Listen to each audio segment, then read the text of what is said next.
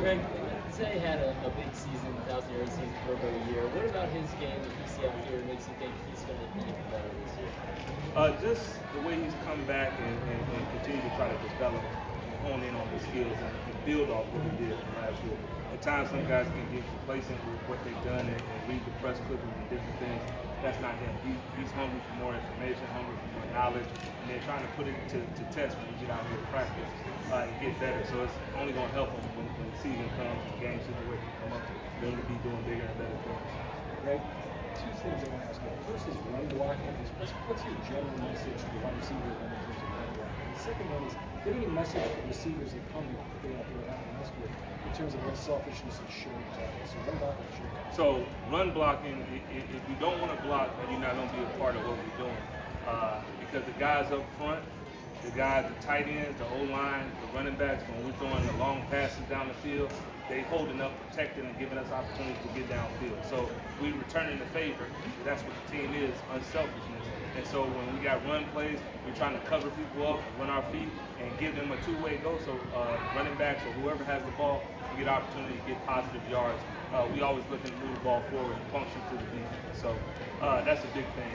And just in general, with Harbs and EDC and just this organization, it's a top-notch organization, and it's all about unselfish people and unselfish players. And that's every facet of the organization. So receivers are no different. When somebody comes in here, it's all about the team and what I can do to help us be successful. And when we don't have that, then we don't want you to be a part of what we're doing. So it is what it is, and I love it. It's a big accountability deal here. So we get guys that want to be here, that want to be part of doing what we want to do, and making plays and blocking and doing different things. And we go out and we play football, and we love it. What are going to be some of the keys for Devontae's welfare heading into this training camp? I'm sorry. Keys for Tez welfare. Keys for Tez.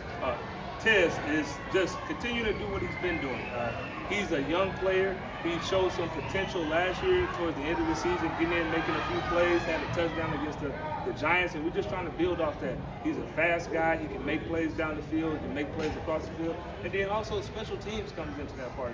If you're not out there first, all right, you got to be doing something to help the team. That goes back to the unselfish stuff that we talk about with Harbs and EDC and top-down type of stuff. So Tez is working his tail off as far as receiver and trying to hone his craft there. And then also with the special teams, but I'll let Hort talk about that, but he's doing a tremendous job of just being in the playbook, understanding what he's supposed to do, and then going out and trying to make plays each and every opportunity that he gets. What are you looking for? Needed in your position. How much has how that room is built and the different skill sets of the shot, how he can form up deep passes, say sort of all over the field, D-Hop with his ability to make contested catches. Does that diversity of skill sets kind of make it a little easier for your guys to find their niche, do you think? Oh well, you have to find your niche to get on the field and find out what you do well, and we find out what you do well, and we try to get you in those situations. But at the end of the day, they're still all receivers, and we expect all of them to go out there, catch, block, tackle if necessary, whatever is called upon. So I wouldn't say that the diversity of the group is like a big deal. It's about being out there and making the plays when you get opportunities and being unselfish and unselfish football player. You guys moved Zay inside a lot last year. What did you like when he was in the slot? What did you kind of do this season? Well, Zay is a matchup problem anywhere on the field. If you can get him the ball, he's something special is going to happen. So just trying to give him different opportunities, make the defense try to find different players, not just come out and be at the same spot. But in order to do that, you have to be versatile, you have to be in the playbook and understand these different spots that you need to get to. And he's done a tremendous job. And for me as a coach, that's the way I want to coach. I don't want to coach a position. I want to coach the totality of the play and everybody understanding. So if things get haywire or whatnot, if some chaos happens, that we don't fold under that chaos. We know what to do in the heat of the moment, and we're able to execute at a high level. Zay says he feels faster and more explosive out there. Have you seen that from him? He's not faster than me. No, I'm just kidding. No, Zay has done a great job. coming back from last year and then getting back out of here, he does look explosive.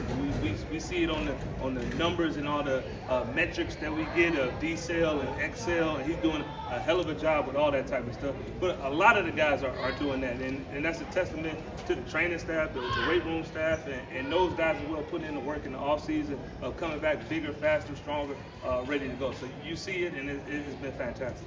Coach, we've seen LeJounte Westford get a lot of work in the special teams game. Just from the receiving standpoint, what have you seen in his development so far? He has great movement skills, great quickness, and able to separate and uncover. And as a receiver, I don't care how big you are or how short you are, how fast you are. Receivers is about uncovering and separating from different people, and he has a knack for being able to do that. And he's a smart kid. He does a good job in the playbook. He understands what we're asking him to do, and he's able to go out and put that on tape each and every practice. And we're looking forward to it as we continue to go to see it in game situations as we move forward. Greg, going back to the metrics for a second, you have so many numbers. Zay said he's not like totally wrapped up in them. When you get some of this data, do you kind of present it all to the guys, or do you kind of use it to tell them what they need to do? Now, I'm not knocking football players because I was one of them, all right? But we ain't number guys. We ain't like, oh man, this is a metric -7 or something. I don't know what half of that means sometimes. Sam breaks it down and does a good job with that stuff and putting it in layman's terms for me to understand, and then I can get it to my guys so we all can understand what the gist of what we're trying to get accomplished and what those numbers do mean. Now, if you want to get analytically, then you talking to Sam, all right? Not me. Greg, along those lines, with the kind of rating of all that you guys do out there on the field, being something that's ubiquitous in the facility, how does that, I guess, affect how you do your job as a coach? These guys, Say that one more time. With Harbaugh implementing the grading of the guys with the practice and everything, like I said, how does it affect how you kind of do your job as a coach? It doesn't change what I do as a coach. I'm coming to grade all the information regardless every day so I can help my guys get better and better as receivers, and I'm grading their blocking, I'm grading their route running, I'm grading drops and catches and whatnot. So all that stuff is getting graded. It's just more bigger. It's just a little bit bigger for totality for everybody. Greg, what is DeAndre Hopkins added to this room? He's a great veteran leader. All right? He's done a great job of coming in. This is going on his 13th year in the league. To make it in the NFL 13 years, you have to be doing something right. And obviously, we all seen him. He's had a Hall of Fame career, but taking care of his body, how to do that. All right, study habits, how to do that. These younger guys are picking up that information and how he goes about his work and understanding that, and they're taking it to heart. And hopefully, we get those guys 13 years in the league and doing different things. But as far as on the field, he's done the stuff that we've seen throughout his career. He's great one-on-one matchups, making contested catches. Still got speed across the field, running away from guys. So I love what he's brought to the group, and he's been a great addition for us as we move forward. Zay also said that he wants to continue to grow as a leader, and he mentioned learning from guys like D-Hop and Bate. How have you seen him embrace that role? Well, he has embraced it. He's become more vocal in meetings, asking questions, and then talking to the other guys, the younger guys. When I'm up there talking about something, he may have another insight, so he'll give them that information and whatnot. So you see him, there's more communication with Zay and being more vocal and being able to talk to the guys, because this is going on his third year in this offense, so he understands the offense. Now, the nuances he can help some of the younger guys with, and he's done a great job with it, and he's not shying away from being a leader, which I commend him for. All right, thanks, Coach. That's great.